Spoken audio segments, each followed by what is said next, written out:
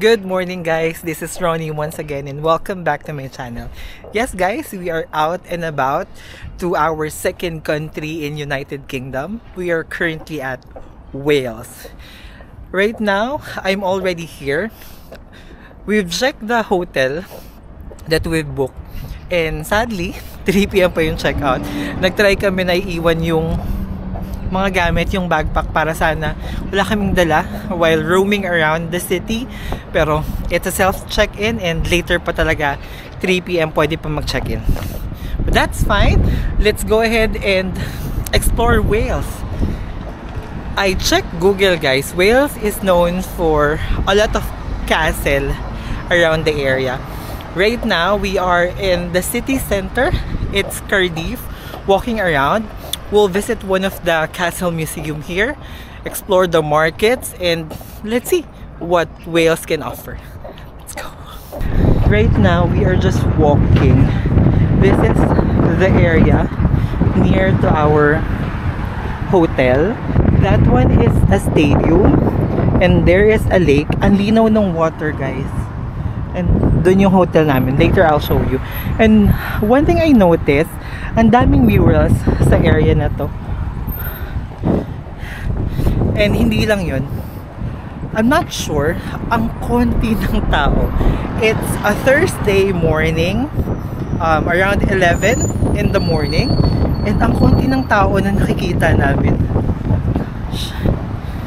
I'm not sure. Maybe because it's a weekday. Look at this guys. Beautiful. Petitjean something. I'm not sure kung ano yan, pero I think it's a park. Ah, it's a park. Mars, gusto mo tumingin dyan? I think it's a park. And then tumawid dito din yung tawiran. Ah, dun. Let's go inside the place I just showed you guys, because I think it's a park.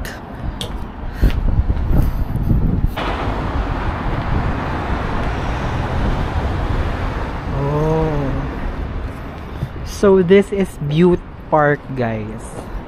Bute Park, Park Bute. And then there's a tea house here. It's a big park beside the lake.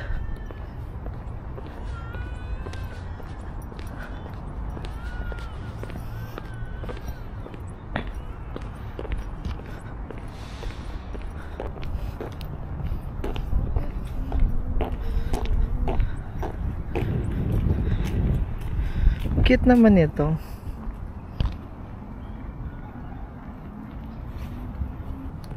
So we are currently inside the Bute Park guys, and from here, ayan, since malapit ng spring, nagbo-bloom na yung mga flowers, and ang ganda nitong park na to. Siguro pag nag-bloom na yan, yung mga puno na walang mga dahon, pag nagkaroon din ng dahon, mas maganda pa siya.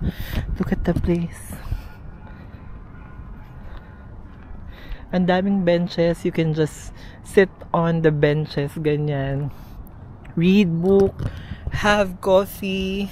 Oh, it's nice and it's peaceful. And maganda mag-jogging dito. Let's see. This one, Blackfriars Friary. Broderies, Brodery Doon. A Victorian garden feature with an old story to tell. Ito siya. Yan. Parang ginaya siya ng Victorian garden.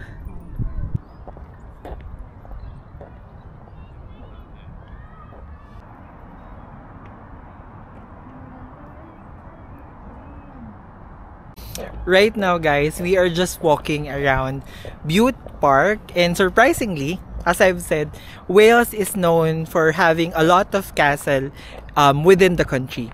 Right now, near Bute Park is the Cardiff Castle. Ayan. Ayun na yung pinakatuktok ng castle and may flag ng Wales. And on the other side, eto naman, I'm not sure anong place to, pero we're hearing some opera song. So I'm not sure if it's a theater. Pero ang ganda dito. Look at this place guys. Imagine if these trees are already blooming their leaves. Plus, you have at the end the Cardiff Castle. We'll go near Cardiff Castle para mas makita natin yung beauty niya later. Let's go!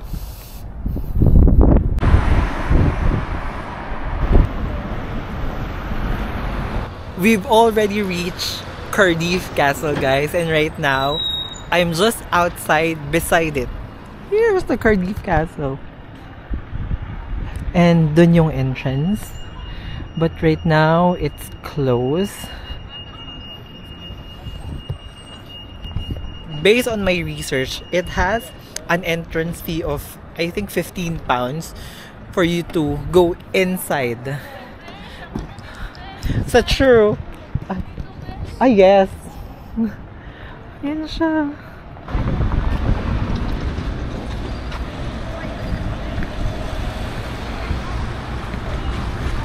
Right now, guys, we are entering the castle.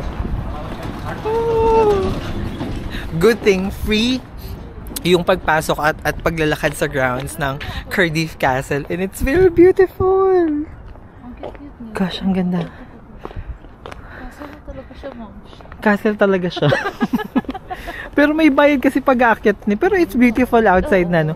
Ito yung tanong ko. Basahin nga natin yung facts nitong dragon na to. Because I'm currently wondering what this dragon is all about. Kasi it has a statue, or there is a statue of dragon right outside the Cardiff Castle. Let's see the facts. For photography lang.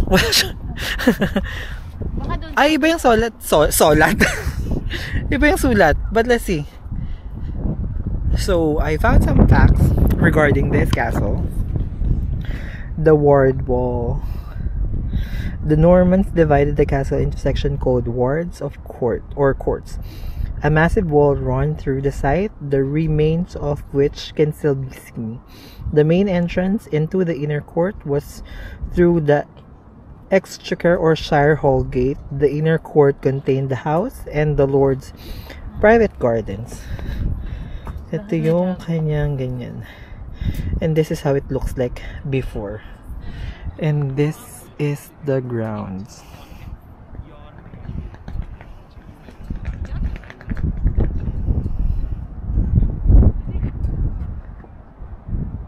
It's free to walk around here, but if you're planning to go inside and walk there, up there, it has an entrance.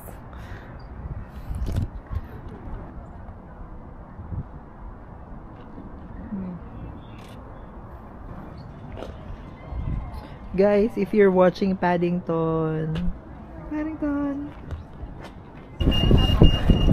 So right across Cardiff Castle, guys, is the Castle Street, and it's giving a vibe. Ang ganda niya. Look at this.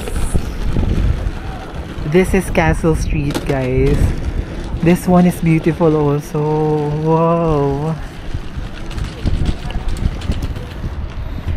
I think these Castle Street houses different restaurants, shops, and what's the good thing is hindi allowed yung car dumaan dito, so you can just walk around. See, piece of pilgrims. We have Bluebell here. The Welsh house. So people living in Wales, they are called Welsh. The potted pig.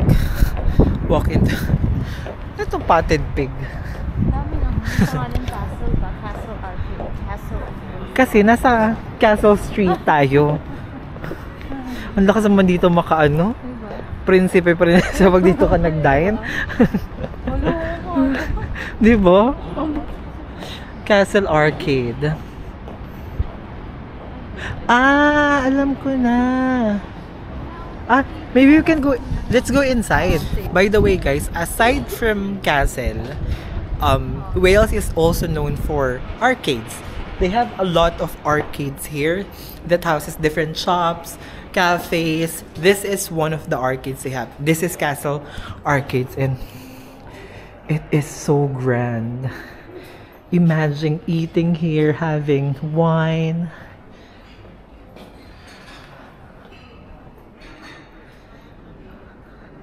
I'm not sure if sarado pa.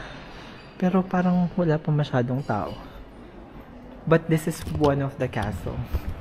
See, it's beautiful here. So right now guys, I go upstairs. It's the balcony. Ito yung taas ng arcade and this is how it looks like.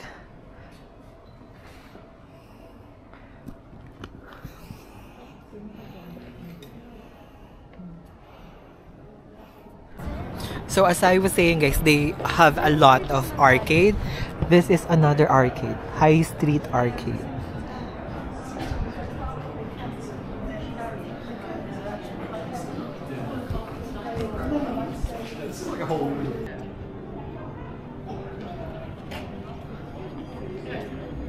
So walking from the High Street guys, there is Cardiff Market. And let's go inside. Ano yung mga mabibili dito sa Cardiff Market. By the way guys, from the High Street na nilalakaran natin kanina, may church. Ayun yung church. May church siya dun sa gitna. So if you wanted to like drop by sa church, you can go inside. Ito, may daan dito papunta dun sa church. This one. That's the church. This is another alley. This is another alley. And this is the market. Ayan yung mga prices nila guys, if you're wondering. Oh, dito may mga ano, may mga fresh goods. Ayan. Sea bass. Sea beam. Ayan. Bakit sa Bath wala? Walang ganun. Dito ang dami.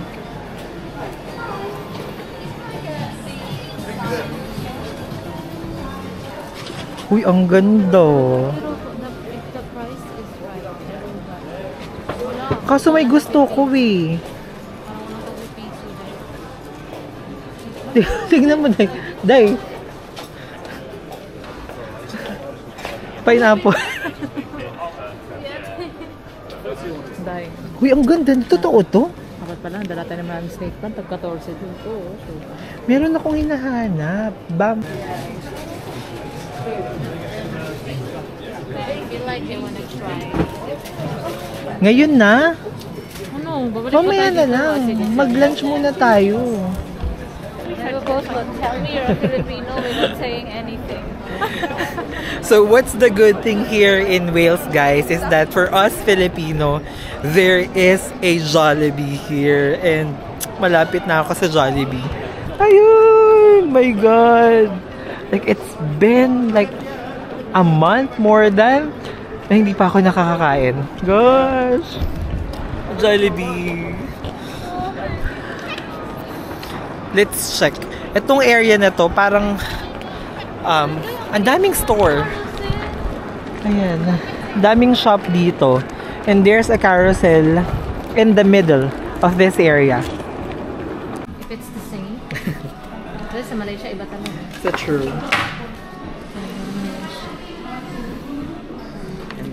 So dito lang talaga Burger. may ano ba? May Jollibee? Tsaka sa London. Ah, okay. London ulit. London. Pero hindi ko pa natry sa London. Ito, may chicken din naman ako. Oo. Pero lima lang yun. Hindi ako nag-research ng maayos kanina.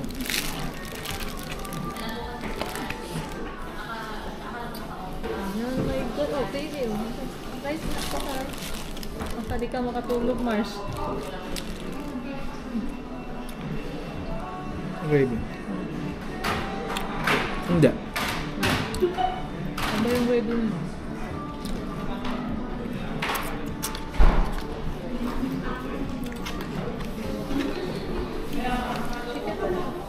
Sim-sim mo up.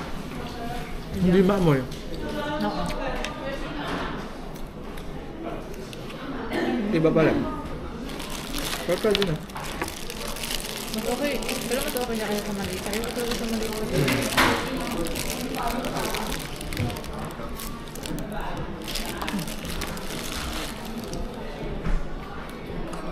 Baba naman yung utong ko.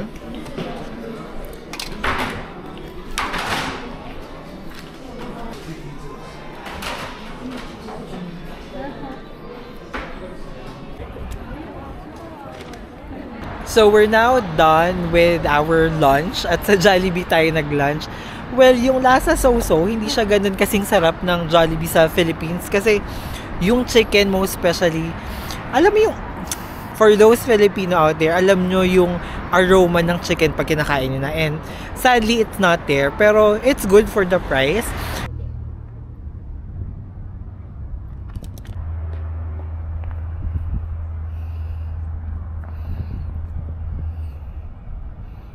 One thing I noticed here in Cardiff, sa city center specifically, they do have a lot of parks and greeneries. Maraming puno, maraming grassy areas. Ang daming pwedeng pagtambayan if you're not doing anything. This is another park na nakita ko.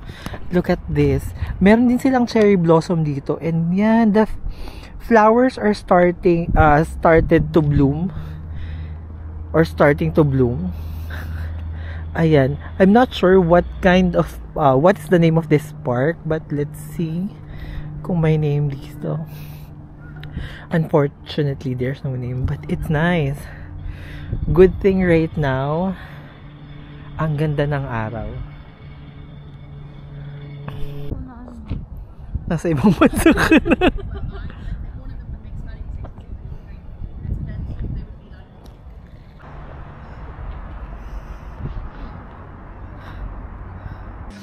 So this is the room where I am currently staying. It's two single bed.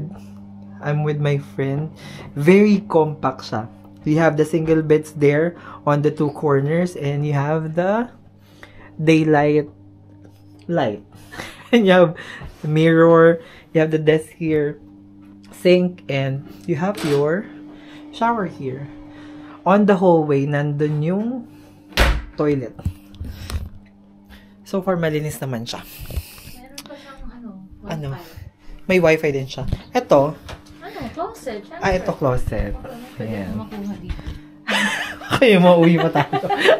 So, we're already settled in our hotel, guys. Now, the plan is to visit Cardiff Bay on a sunset. Kasi maganda dun.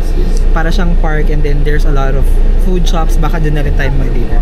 I'm riding their public bus right now. I just use my Apple Wallet in paying. Mostly naman dito sa UK, mode of payment nila when it comes to public transportation, it's just cards, Visa, MasterCards, Apple Wallet, Google Pay also they accept. And this is how the bus looks like. And this is outside.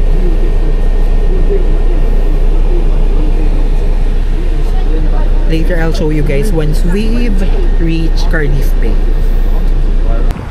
So we've already reached Cardiff Bay, guys, and from the looks of it, ito may parang mall dito, and then ito siya,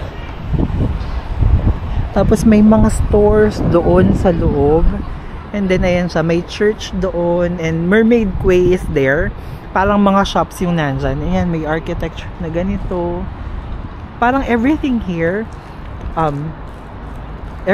in Cardiff Bay is somewhat like new na. Very industrial. Pretty.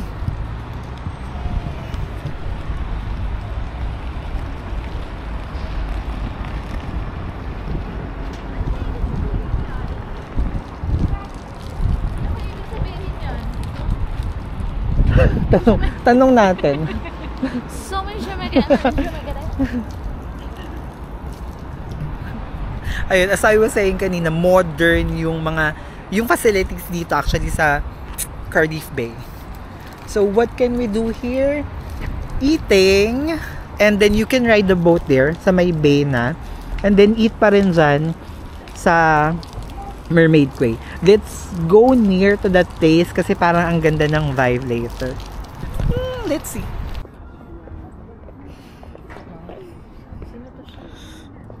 Ivor Novello. Oh, si Ivor. Close kayo.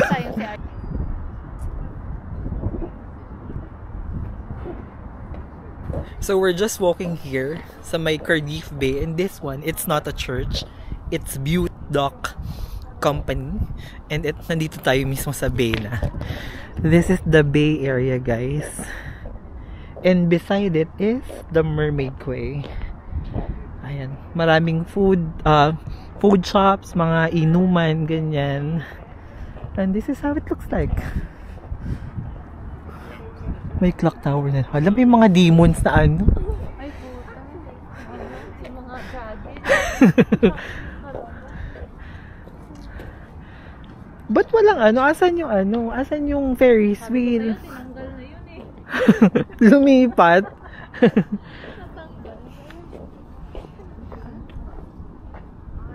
Gumaya ka rin naman. Nagtanong na ako, nagtsulat din.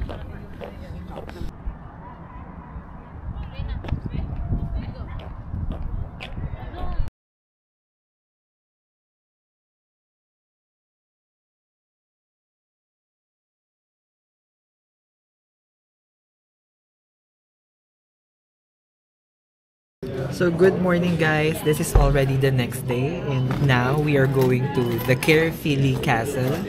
It's like a 45 minutes to 1 hour bus ride going here, and right now we'll have our breakfast first, our traditional English breakfast, and I'm having it here in Morrisons kasi sobrang lamig pa sa labas. Nanunuot yung lamig, so I decided to get a cup of coffee first and then breakfast. Then we'll go there. This castle is way better than the Cardiff Castle kasi ito, yung structure niya, maganda yung surroundings. Basta, I'll show it to you later. So we're having the full English breakfast in Wales. This is how it looks like.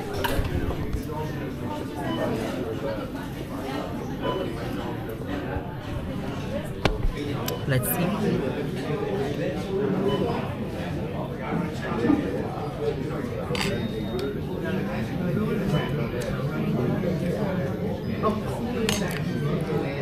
Ba't yung beans na dito masarap?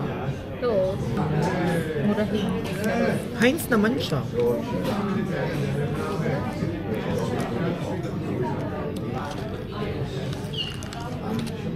So we're done with our breakfast and we're now heading to the Caerphilly Castle.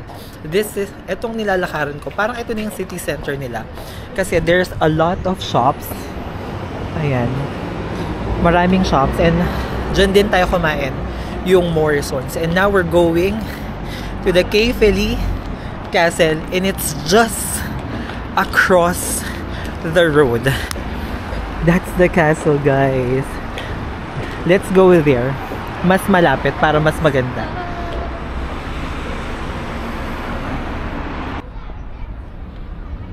Imagine ko lang yung music video ko, be. Sa cobblestone.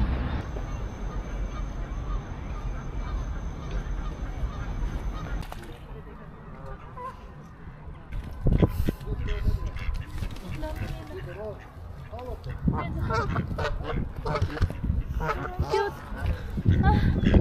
Hirapan mo ako, ha? Talagang